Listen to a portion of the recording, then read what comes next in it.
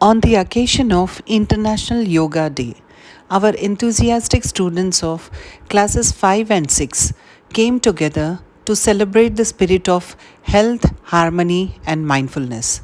With great energy and discipline, our young learners performed various yoga asanas showcasing strength, balance, and concentration.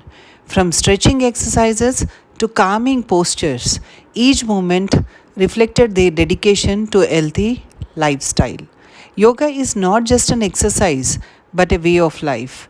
It teaches us to stay calm, focused, and strong, both physically and mentally.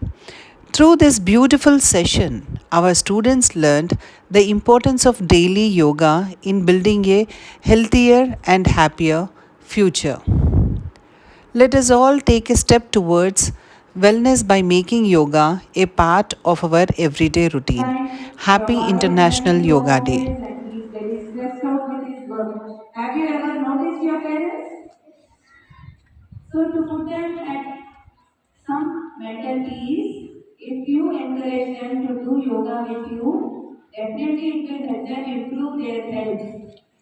And likewise it will help you also. So at home, so that we are stress free and we are physically fit. Will you all follow this children? I can't hear yes.